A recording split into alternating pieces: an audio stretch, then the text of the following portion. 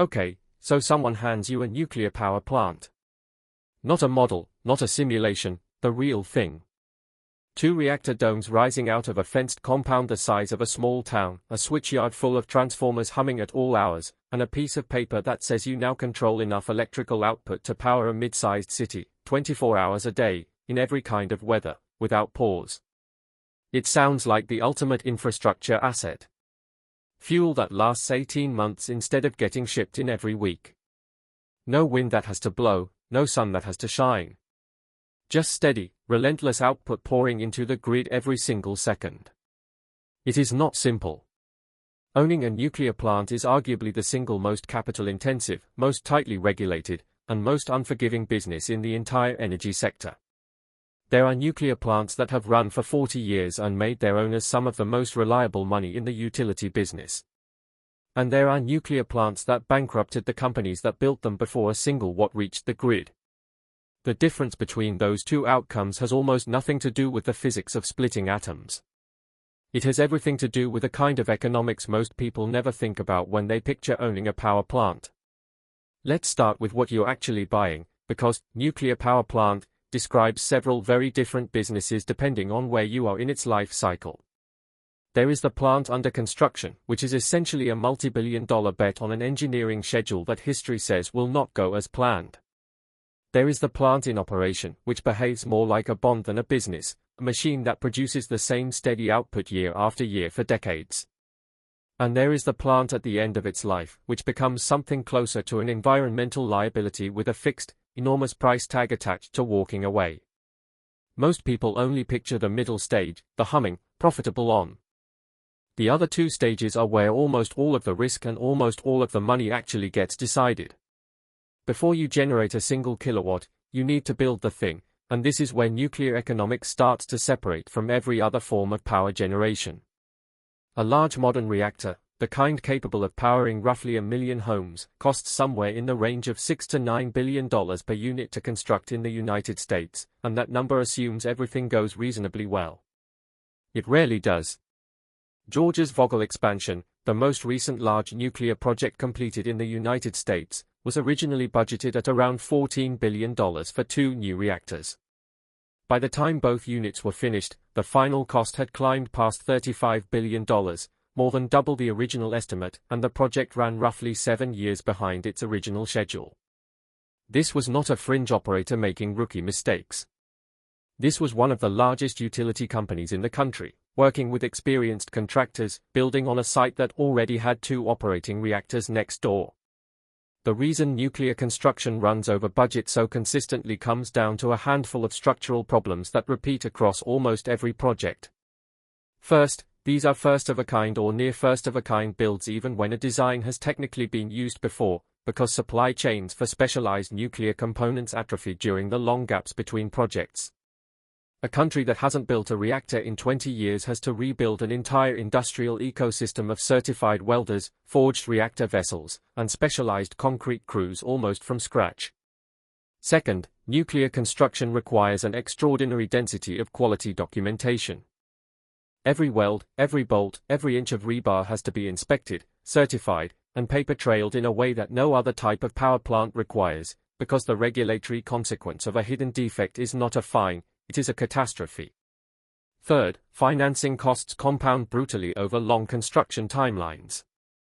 If a project takes 12 years instead of 6, and it is financed with billions of dollars of debt, the interest that accumulates before the plant generates a single dollar of revenue can add billions to the final price tag, entirely separate from the physical construction itself. Then there is licensing, which in the United States runs through the Nuclear Regulatory Commission and can take anywhere from 3 to 6 years just for the construction and operating license, layered on top of years of site studies, environmental reviews, and public hearings before a single shovel goes into the ground. Add the years spent negotiating with state utility regulators over who ultimately pays for the plant, because in most cases, a nuclear reactor is either built by a regulated utility with costs passed through to ratepayers over decades, or by an independent power producer taking on the entire risk itself with no guaranteed customer at all. Those are 2 completely different businesses wearing the same reactor dome. Say you've cleared all of that. The plant is built, licensed, and connected to the grid. Now you find out that a nuclear plant does not stop consuming money once it starts generating electricity. It simply trades one category of cost for another. The single largest recurring expense is staffing, and this is where nuclear plants diverge sharply from almost every other form of generation. A modern nuclear plant employs somewhere between 500 and 800 people at a single site, compared to a handful of technicians who might run an equivalent capacity of gas turbines or a solar farm. You need licensed reactor operators who train for years before they are allowed to touch the controls. You need health physics staff monitoring radiation exposure across the site every single shift. You need security personnel, and nuclear plants maintain security forces closer in scale and equipment to a military unit than a typical corporate security team, because the Nuclear Regulatory Commission mandates a level of physical protection unmatched anywhere else in the power industry. You need engineers dedicated purely to regulatory compliance, tracking thousands of individual technical requirements that must be documented continuously. Then there is fuel, which behaves nothing like the fuel costs of a coal or gas plant. Uranium fuel assemblies are extraordinarily expensive to manufacture, requiring mining, enrichment, and fabrication into precisely engineered rods, but they last far longer than any fossil fuel supply, typically running 18 months to 2 years before a refueling outage is needed. That refueling outage is itself a major cost event. Roughly every 18 months, the plant shuts down for several weeks while a portion of the reactor core is replaced and a long list of maintenance work that can only happen during a shutdown gets performed. A single refueling outage at a large reactor can cost tens of millions of dollars in labor and replacement fuel, and every single day the plant sits offline during that outage is a day of lost revenue on an asset that was designed to run continuously. Insurance is its own strange category in this industry. Because the potential cost of a severe nuclear accident is so catastrophic, ordinary commercial insurance markets simply cannot underwrite it. In the United States, nuclear plants operate under a federal framework called the Price-Anderson Act, which requires plant owners to carry a substantial layer of private liability insurance, and then pools contributions from every nuclear operator in the country into a secondary fund that would activate if a single accident's damages exceeded that first layer. It is, in effect, a mandatory industry-wide insurance cooperative, because no private insurer would take on that risk alone at any price the industry could afford. Here is the number that captures all of this in one place. Once a nuclear plant is fully built and operating, its ongoing costs, fuel, staffing, maintenance, security, insurance, and a slice of eventual decommissioning set-asides, typically run somewhere in the range of $25 to $35 per megawatt-hour of electricity produced, depending on the plant's age and design. Compare that to a modern natural gas plant, which might run in a similar range when gas prices are moderate, or a wind or solar farm, which can produce electricity in the low single digits once built, because there is no fuel cost at all. Nuclear's advantage was never that it was the cheapest way to make electricity in a given hour. Its advantage was that it runs at close to full output essentially all the time. A well-run nuclear plant achieves a capacity factor above 90%, meaning it produces close to its maximum possible output more than 90% of the hours in a year. A wind farm typically runs somewhere between 35 and 45%, and solar runs even lower once you account for nighttime. That relentless, weather-independent output is the entire commercial case for nuclear power, and it is also exactly why utilities have historically been willing to accept such an enormous upfront cost to secure it. Now let's talk about how the revenue actually arrives, because this is where the two very different nuclear business models produce two very different outcomes.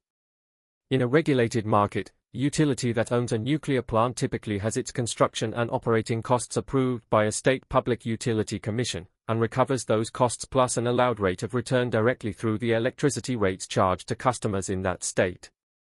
This is a slow, bureaucratic, but relatively stable arrangement. The utility isn't betting on market prices. It's negotiating with a regulator over what counts as a reasonable cost to pass along.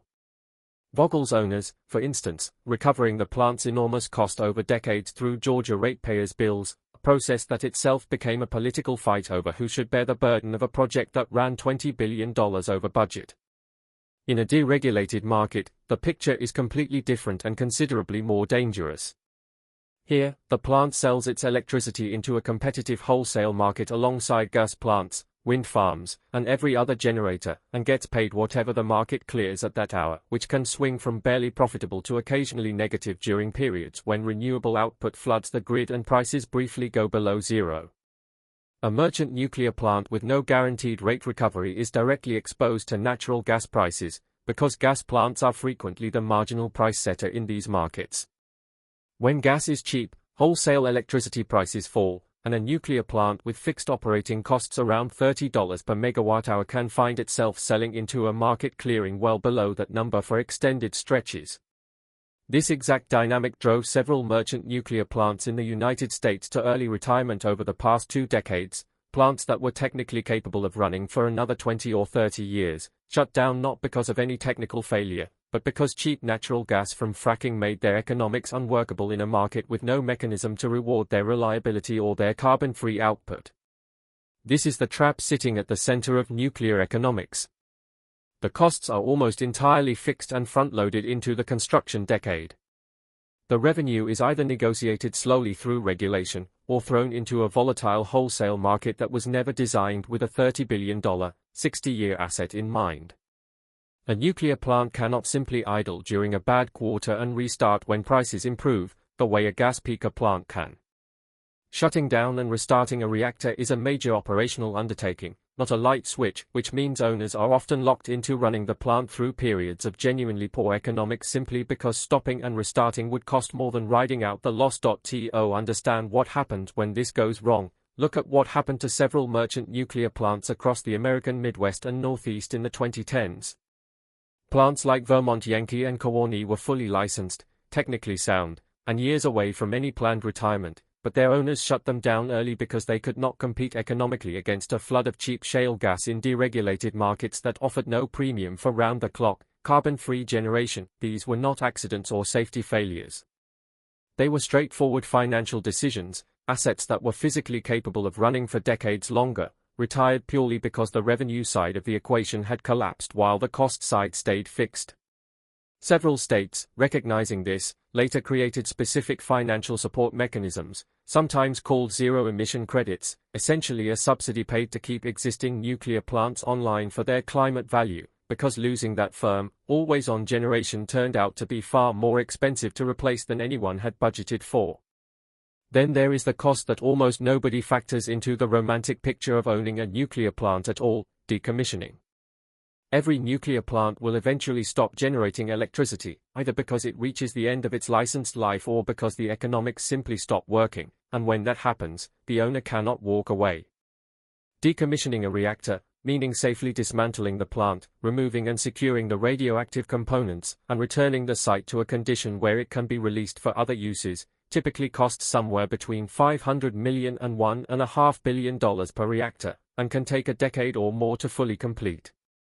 Because this obligation is so certain and so expensive, regulators require plant owners to accumulate a dedicated decommissioning trust fund throughout the plant's operating life, essentially setting aside money every single year from day one of operation specifically to pay for the plant's eventual death. This is money the owner cannot use for anything else.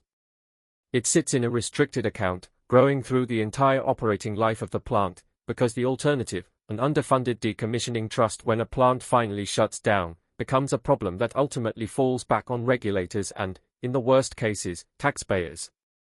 Now, here is where nuclear economics takes an unusual turn compared to every other asset in this series.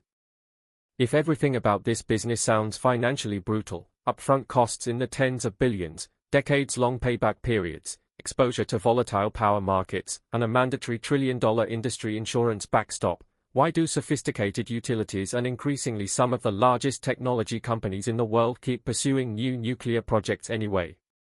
The answer has shifted dramatically in just the past few years, and it comes down to a new category of customer that did not meaningfully exist a decade ago: hyperscale data center operators. Companies running enormous artificial intelligence computing clusters need staggering, continuous, reliable electricity supply, and they need it to be carbon-free to meet corporate climate commitments. Several major technology companies have signed long-term power purchase agreements directly with nuclear plant operators, in some cases financing the restart of previously shuttered reactors, precisely because a nuclear plant's defining characteristic, relentless output regardless of weather, is exactly what a data center running around the clock actually needs. This is a fundamentally different revenue model than selling into a volatile wholesale market. It looks much more like a long-term bond, a fixed buyer, committed for 20 years, paying a contracted price for guaranteed output. For an owner able to secure a deal like that, the volatility that killed plants like Vermont Yankee simply disappears from the equation. This has also revived interest in a smaller, theoretically cheaper category of reactor known as small modular reactors, designs intended to be factory-built in standardized modules rather than constructed uniquely on-site, in the hope of avoiding the cost overruns that plague large custom projects. As of now, this remains mostly a promise rather than a proven track record. The handful of small modular reactor projects attempted so far have themselves experienced significant cost increases and delays before even breaking ground, and the honest assessment from most independent energy analysts is that the industry has not yet demonstrated it can build these smaller reactors on budget any more reliably than it has built large ones. The theory is sound. The execution, so far, has repeated the same pattern that has defined nuclear construction for 50 years. Let's build the two honest scenarios, because the gap between them is enormous. In the good scenario, you own an existing, already built, already amortized nuclear plant, one where the original construction debt is largely paid down, operating in a market with either a regulated rate structure or a long-term power purchase agreement with a stable, well-capitalized buyer like a data center operator. Your fuel and operating costs run around $30 per megawatt hour, your plant runs above 90% of the time, and your contracted revenue sits comfortably above your costs for the next 15 to 20 years of remaining license life. This is one of the most stable, bond-like cash flows in the entire energy industry, precisely because the enormous risk was taken decades ago by whoever built the thing, and you are simply harvesting the output of an asset that has already survived its most dangerous financial period. In the bad scenario, you are the owner who financed new construction. Your project runs years behind schedule and billions over budget, the way Vogtle did. Interest accumulates on billions of dollars of debt for a decade before the plant produces a single dollar of revenue. Once it finally comes online, you're selling into a deregulated wholesale market where natural gas prices have. Your decommissioning trust fund is still years behind where it needs to be relative to the plant's age. This is close to the worst possible position in the entire energy sector. A multi-billion-dollar asset generating a fraction of the return required to justify its existence, with no ability to simply sell the plant and walk away, because who exactly is lining up to buy a money-losing nuclear reactor with a mandatory, multi-generational safety and decommissioning obligation attached? What separates the plants that make their owners rich from the plants that bankrupt them is almost never the reactor technology itself. It is when the plant was built and under what financial structure, whether construction ran anywhere close to budget, whether the electricity it produces is sold under a stable long-term contract or thrown into a volatile hourly market, and whether the owner planned honestly for the decommissioning obligation from day one instead of treating it as someone else's problem decades down the road. A nuclear plant is, in the end, one of the strangest assets a company can own, an asset that behaves like the safest, most predictable bond in the world for the last several decades of its life, and one of the riskiest, most unforgiving construction projects in existence for the first one. Whether you end up owning the bond or the bankruptcy depends almost entirely on which decade you're standing in when you take the deal.